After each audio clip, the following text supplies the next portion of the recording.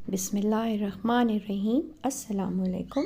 آپ کے ساتھ میں اب تک کافی مضامین شیئر کر چکی ہوں جو میں آپ کو پڑھ کے بھی سناتی ہوں کہ جو بچے اتنی تیزی سے پڑھ نہیں سکتے، ریڈ نہیں کر سکتے، تو وہ سن سکتے ہیں اور بہت سے پوائنٹ ان کے دماغ میں رہ سکتے ہیں۔ اب میں چاہ رہی تھی کہ میں کچھ مضامین کے ایسے خاکے آپ کے ساتھ شیئر کروں کہ جب آپ لکھیں خود سے سوچ کر تو آپ کی بہتر طریقے سے تیاری ہو سکے۔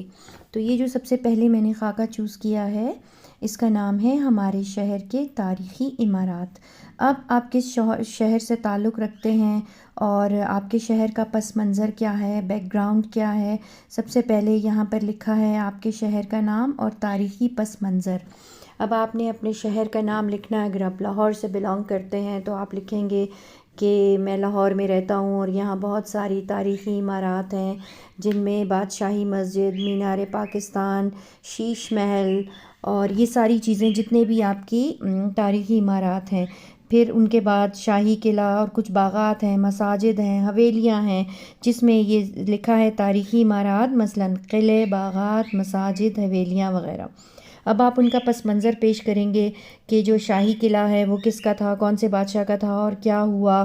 تھوڑا بہت آپ نے مختصراً، شروع میں جب ہم مضامین لکھتے ہیں تو ہم پہلے ایکسپلین کرتے ہیں، پھر ان عمارات کے بارے میں آپ کی دلچسپی اور معلومات، یعنی آپ کس چیز میں دلچسپی رکھتے ہیں ان کی تاریخ میں، اور جس طرح سے وہ حکومت کیا کرتے تھے آپ کو کس چیز نے انسپائر کیا، ان سے متعلق ماضی کی کہانیاں اور مشہور روایات۔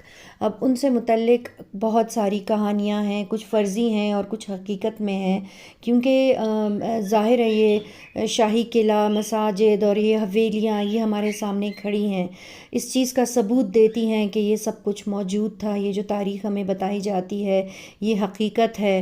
تو اس کے بارے میں سچ اور جھوٹ ہم نکال کے اور سچ کو الگ کر کے ہم ان کہانیوں کو، ان روایات کو ہم اپنے مضامین میں بتا سکتے ہیں۔ اور تاریخی عمارات کی حفاظت اور دیکھ بھال کے لیے حکومت کیا اقدامات کر رہی ہے۔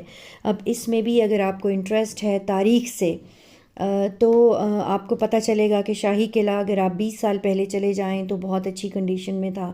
اب میں بھی شاہی قلعہ گئی کراچی سے آنے کے بعد، تو میرا دل بہت خراب ہوا کہ یہ ہماری تاریخی اثاثے ہیں جن کو اس طرح سے ان کی حفاظت بھی نہیں کی جا رہی اور ان کا کوئی پرسان حال بھی نہیں ہے اور وہ بہت بری کنڈیشن میں ہیں۔ اور آپ بتا سکتے ہیں، سجیشن دے سکتے ہیں کہ ہمیں جو ہے وہ کس طرح سے اس کی دیکھ بھال کے لیے ہماری گورنمنٹ کو، ہماری حکومت کو اقدامات اٹھانے چاہیے، اور بحیثیت پاکستانی ہمارا کیا کردار ہونا چاہیے۔ کیونکہ آپ نے دیکھا ہوگا کہ پاکستانی جو ہیں وہ ایسی جگہوں پر جا کر دیواروں پہ نام لکھ رہے ہیں، اس کو ڈیمیج کرنے کی کوشش کر رہے ہیں، ان کو یہ پتہ ہی نہیں ہے کہ یہ کس قدر بیش قیمت ہمارے پاکستان کے لیے یہ سرمایہ ہے جس کی ہم نے حفاظت کرنی ہے، اپنی تاریخ کو زندہ رکھنا ہے۔ تو یہ سارے پوائنٹس آپ جب اس میں لکھیں گے تو آپ کا ایک مکمل مضمون کمپلیٹ ہو جائے گا۔ اگر آپ کے ایگزامز میں 3-4 پوائنٹس بھی دیے جاتے ہیں کہ آپ نے یہ سب کچھ ایکسپلین کرنا ہے تو آپ یہ سارا کچھ اس میں ایکسپلین بھی کر سکتے ہیں۔